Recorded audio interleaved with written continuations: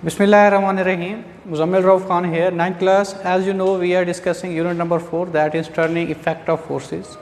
Today we are discussing example 4.4. A meter rod is supported at its middle point of O. The block of weight 10 Newton is suspended at point B, 40 centimeter from O. Find the weight of the block that balances it at point A, 25 centimeter from O. ये हमारे पास उसकी statement given है। इस numerical को समझने से पहले हमने देखना है principle of moments.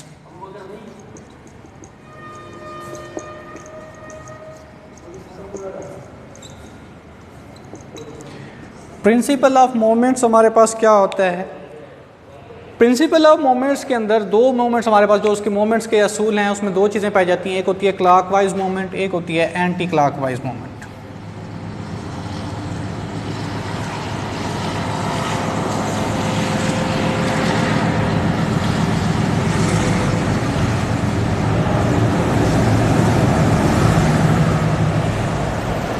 Clockwise moment और एंटी क्लॉकवाइज मोमेंट हमारे पास जब हम किसी नट या बोल्ट को टाइट करते हैं या उसे लूज़ करते हैं, दोनों सूरतों में हम जो मोमेंट कर रहे होते हैं, एक हमारे पास क्लॉकवाइज होती है, दूसरी हमारे पास एंटी क्लॉकवाइज होती है। क्लॉकवाइज मोमेंट में हम क्या करते हैं, किसी नट या बोल्ट को क्या कर रहे होते हैं भी टाइट कर रहे होते हैं, और जो हमारे पास एंटी क्लॉकवाइज मोमेंट होती है उसके अंदर हम क्या कर रहे होते हैं, उसको लूज़ कर रहे होते हैं। जब भी आप किसी चीज़ को टाइट कर रहे होते हैं तो ऑटोमेटिकली आप उसे क्लॉकवाइज रोटेशन दे रहे होते हैं। यानी ये हमारे पास इस तरह की जो रोटेशन है ये इस टाइप की, ये क्लॉकवाइज रोटेशन होती है, और इस टाइप की जो रोटेशन होती है ये हमारे पास एंटी क्लॉकवाइज होती है। जो हमारे पास क्लॉक की रोटेशन में ऑब्जेक्ट मूव करता है वो हमारे पास क्लॉकवाइज रोटेशन होती है, जो उसकी अपोजिट डायरेक्शन में मूव कर रहा होता है हमारे पास एंटी क्लॉकवाइज मूवमेंट होती है। अब किसी चीज़ को टाइट करने के लिए, कसने के लिए जो हम मोमेंट लगाते हैं हमारे पास क्या कहलाती है, क्लॉकवाइज मोमेंट।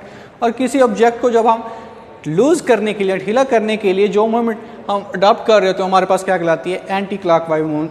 अब दोनों मोमेंट्स जब एक ही टाइम किसी ऑब्जेक्ट के ऊपर एक्सर्ट हो रही होती हैं तब हमारे पास क्या होता है, वो ऑब्जेक्ट मूव नहीं कर रहा होता, क्योंकि दोनों के हमारे पास अगर फोर्स दोनों पर सेम लग रही हो, टाइट करने के लिए भी, लूज़ करने के लिए, क्लॉकवाइज मोमेंट भी और एंटी क्लॉकवाइज मोमेंट दोनों का जो मैग्नीट्यूड है वो सेम हो, लेकिन डायरेक्शन जो कि दोनों की अपोजिट होती है, इसलिए किसी किस्म की कोई मोमेंट नहीं पाई जाती। प्रिंसिपल ऑफ मोमेंट्स क्या होता है, क्लॉकवाइज मोमेंट्स और एंटी क्लॉकवाइज मोमेंट्स का जो सम अप होता है वो हमारे पास क्या कहलाता है, उसका प्रिंसिपल ऑफ मोमेंट करा रहा होता है। यानी क्लॉकवाइज मोमेंट और एंटी क्लॉकवाइज मोमेंट इन दोनों का जब हमारे पास सम अप होता है उसे हम क्या बोल रहे होते हैं भी, प्रिंसिपल ऑफ मोमेंट्स। अब ये हमारे पास क्लियर हुआ। उसके बाद हम देखते हैं कि हमारे पास जो न्यूमेरिकल है इसके अंदर क्या बताया जा रहा है और हमने क्या उसमें से फाइंड करना है भी। A metre rod is supported at its middle point O. ये हमारे पास एक मीटर रॉड, उसको हमने सपोर्ट किया हुआ है किसके साथ भी, पॉइंट ओ के साथ। The block of weight 10 newton, block का जो हमारे पास वेट है वो कितना है, 10 न्यूटन है एट पॉइंट बी। यानी इस पॉइंट के ऊपर ब्लॉक का जो वेट है वो हमारे पास कितना है अभी, 10 न्यूटन है, 40 centimetre from O.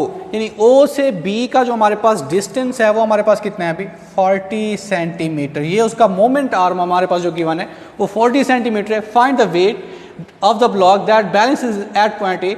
Point A के ऊपर जो हमारे पास ब्लॉक है वो उसको जो बैलेंस कर रहा है वो हमने फाइंड करना है, उसका वेट 25 सेंटीमीटर फ्रॉम ओ। अब यहाँ से ओ से ए तक का जो डिस्टेंस है वो हमारे पास 25 सेंटीमीटर है। अब हमारे पास एक चीज़ क्लियर है, जितना जो ऑब्जेक्ट दूर होता है उतना ही उसका वेट क्या होता है, कम होता है। यानी मिडल पॉइंट से, उसके ओरिजिन से जो ऑब्जेक्ट जितना दूर होगा उतना ही उसका वेट कम होगा। जितना ऑब्जेक्ट उसके नज़दीक होता जाता है वैसे वैसे उसका वेट जो होता है वो ज़्यादा हो रहा होता है अभी। तो यहाँ पर हमारे पास क्लियर है, ओ से बी 40 सेंटीमीटर के डिस्टेंस पर है तो उसके हमारे पास जो वेट है वो 10 न्यूटन है। जबकि हमारे पास जो दूसरा ऑब्जेक्ट ओ से ए पर पड़ा हुआ है जो उसका डिस्टेंस 25 सेंटीमीटर, 40 सेंटीमीटर ज़्यादा है, 25 सेंटीमीटर कम है, उसके बावजूद हमारे पास क्या है कि ये इसको बैलेंस कर रहा है। वजह क्या है कि जो W1 है वो ऑटोमेटिकली ग्रेटर होगा किससे भी, W2 से। तो हमने W1 जो है वो हमने फाइंड करना है। इस तरह से आप लोगों को जो स्टेटमेंट ना दे, आप लोगों को जो एग्जामिनर होता है स्टेटमेंट नहीं देता, सिर्फ यही डायग्राम दे देता है, प्रूव दैट, उसके बाद ये डायग्राम दे देता है, तो उसकी मदद से भी आप इस सवाल को अटैम्प्ट कर सकते हैं। हमारे पास क्लियर है क्या क्या बताया जा रहा है अभी। ओ से ए तक का डिस्टेंस यानी मोमेंट आर्म जो है वो बताया जा रहा है, उसका जो वेट है वो फाइंड करना है। ओ से बी का उसके मोमेंट आर्म बता दिया है, उसका जो वेट W2 है वो भी बता दिया गया, W1 जो है हम लोगों ने फाइंड करना है। तो डेटे में हमारे पास सबसे पहले गिवन है मोमेंट आर्म ऑफ ओ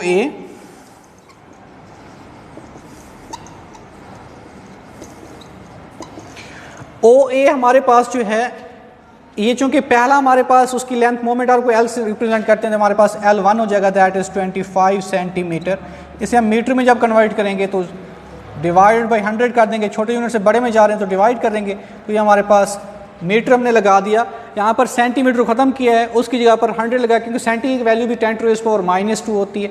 जब उसका डिनोमिनेटर लिया जाता है 1/10⁻², हो जाएगा, नीचे आकर हमारे पास प्लस हो जाने, यानी 10⁻² का मतलब 100 है, तो 25/100 metre, L1 is equal to 0.25 metre. ये उसका मोमेंट आर्म आ गया। अब उसका जो वेट है ये तो हम लोगों ने फाइंड करना है। मोमेंट आर्म ऑफ OB हमने देखना है अभी।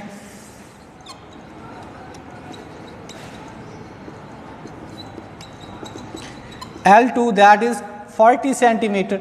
अब इस सेंटीमीटर से मीटर में कन्वर्ट करते हैं, क्योंकि लेंथ का यूनिट हमारे पास मीटर होता है, इसे मीटर में कन्वर्ट करते हैं। 40/100 मीटर, मीटर लगाया, एग्जामिनर को क्लियर हो गया कि हमने सेंटी की वैल्यू पुट कर दी है, यानी 0.4 मीटर। ये हमारे पास क्या आ गया, उसका मोमेंट आर्म आ गया L2 के लिहाज से। अब हमारे पास जो दूसरी चीज़ गिवन है OB के लिहाज से, यानी उसका जो मोमेंट आर्म है, जो कि उसका डिस्टेंस तो 40 सेंटीमीटर है, वो जो हमारे पास ऑब्जेक्ट पड़ा हुआ है जिसका वेट जो है metre are supported at its middle point हो, the block of the weight 10 newton. अब उस ब्लॉक का जो वेट हमारे पास है वो 10 न्यूटन। हमारे पास किसका वेट है अभी, weight of block B is equal to W2। वो हमारे पास कितना है अभी, 10 न्यूटन है, उसकी जगह पर हम लोगों ने 10 न्यूटन ले लिया। अब हमारे पास जो फाइंड करना है 40 सेंटीमीटर हमने ले लिया, उसके बाद जो हमारे पास 25 सेंटीमीटर है वो भी हमने ले लिया। फाइंड क्या करना है हम लोगों ने, find the weight of block that balance is at point A। जो उसको हमने वेट जो है W1 फाइंड करना है, कहाँ पर जो ब्लॉक A का वेट है जो उसे बैलेंस कर रहा है 25 सेंटीमीटर के डिस्टेंस के ऊपर, वो हम लोगों ने फाइंड करना है। तो यहाँ पर लिखेंगे to find weight of block A यानी W1 that is question mark. अब हमारे पास जो फार्मूला है मैंने आपको अभी बताया प्रिंसिपल ऑफ मोमेंट्स के लिहाज से, वो हमारे पास क्या था अभी, clockwise moment is equal to anti clockwise moment होता है। जब उनका सम आप देखते हैं तो हमारे पास प्रिंसिपल ऑफ मोमेंट कहला रहा होता है। तो यहाँ पर चूंकि टॉर्क प्रोड्यूस हो रहा है तो यहाँ पर आप लिखेंगे clockwise torque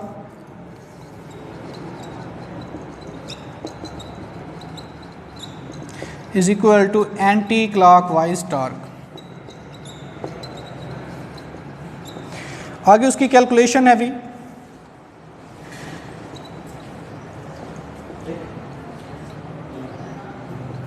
we know that clockwise torque is equal to anti-clockwise torque।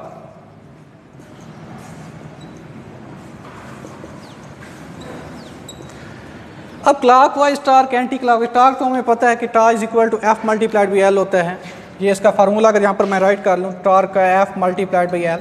अब चूंकि हमारे पास दो तरह के हमारे पास टॉर्क प्रोड्यूस हो रहे हैं, एक क्लॉकवाइज है दूसरा एंटी क्लॉकवाइज है। फोर्स और लेंथ हम उसकी देखते हैं कि किसकी इक्वल हो जाती है। अब हमारे पास क्लॉकवाइज टॉर्क कौन सा होगा, जो उसकी डायरेक्शन हमारे पास किसकी हो, जो क्लॉकवाइज डायरेक्शन के अंदर होती है। अब यहाँ पर देखिए ये इस ऑब्जेक्ट की जो डायरेक्शन है ये क्लॉकवाइज है और इस ऑब्जेक्ट की जो डायरेक्शन है ये एंटी क्लॉकवाइज। ये इस डायरेक्शन में मूव करेगा और ये इस डायरेक्शन में मूव करेगा, यानी ये हमारे पास OB जो है उसका वेट W2 जो है ये हमारे पास क्लॉकवाइज टॉर्क है, OA और W1 हमारे पास क्या है, एंटी क्लॉकवाइज टॉर्क है। अब हमारे पास जो टॉर्क का फार्मूला होता है वो होता है F मल्टीप्लाइड बाई L।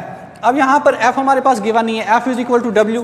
हमें याद है कि फोर्स और वेट आपस में इक्वल होते हैं, क्योंकि F1 W1 होगी और F2 हमारे पास क्या हो जाएगा भाई, W2 हो जाएगा। तो यहाँ पर हम देखते हैं क्लॉकवाइज टार्क किसकी इक्वल है और एंटी क्लॉकवाइज टार्क की जो वैल्यूज़ हैं वो किसकी इक्वल है। क्लॉकवाइज टार्क में हमारे पास OB आ रहा है, OB हमारे पास किसको रिप्रेजेंट कर रहा है, यहाँ पर वाज़ तौर पर L2 को रिप्रेजेंट कर रहा है, उसकी जगह पर L2 हो जाएगा। उसका जो हमारे पास फोर्स है वो वेट की सूरत में डाउनवर्ड डायरेक्शन में, यानी क्लॉकवाइज मोमेंट जो हमारे पास W2 है तो हमारे पास क्या हो जाएगा, W2 मल्टीप्लाइड बाई L2।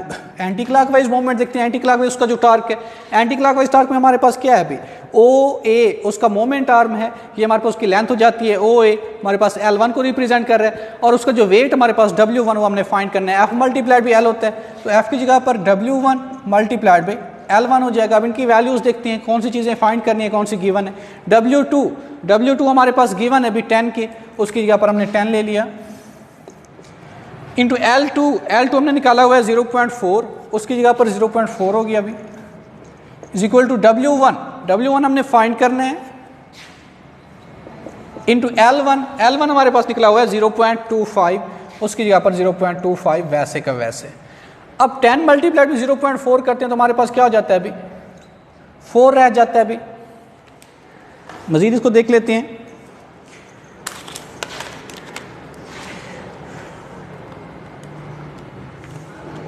ये 4 आ गया is equal to W1 into 0.25। अब W1 जो हमने फाइंड करना है 0.25 इधर मल्टीप्लाई इस साइड पे आके डिवाइड हो जाएगा, यानी 4 divide by 0.25 is equal to W1। इसको हम डिवाइड करते हैं तो हमारे पास क्या आ जाता है अभी 0.25 16 न्यूटन। अब जो हमारे पास W1 पर फोर्स लग रही है वो किसकी इक्वल है, 16 न्यूटन के। अब वो उसको क्या कर रही है, बैलेंस कर रही है। मैंने आपको पहले ही बताया था जो ऑब्जेक्ट जितना नज़दीक होता है मिडल पॉइंट से मतलब उसका वेट ज़्यादा है, जो ऑब्जेक्ट जितना दूर होगा मिडल पॉइंट से उसका वेट कम होगा। क्योंकि इसका डिस्टेंस ज़्यादा है, 40 सेंटीमीटर है, वेट इसका 10 न्यूटन था, इसका डिस्टेंस कम है 25 सेंटीमीटर, लेकिन ए के ऊपर इसको वो बैलेंस कर रहा है। उसकी लॉजिक क्या है, बैलेंस करने की वजह क्या है कि उसको जो वेट मिल रहा है वो वेट हमारे पास कितना है अभी 16 न्यूटन निकला है। अब 16 Newton is greater than 10 Newton, तो ये चीज़ क्लियर होगी कि 16 न्यूटन ज़्यादा है, इसलिए डिस्टेंस कम होने पर भी वो उसको क्या कर रहा है, बैलेंस कर रहा है। इसका डिस्टेंस ज़्यादा हो रहा है तो ये हमारे पास क्या हो जाता है अभी, प्रिंसिपल ऑफ मोमेंट्स को भी रिप्रेजेंट कर रहा है। और ये हमारे पास एग्जांपल है, ये भी कंप्लीट हो जाती है अभी। Thank you so much.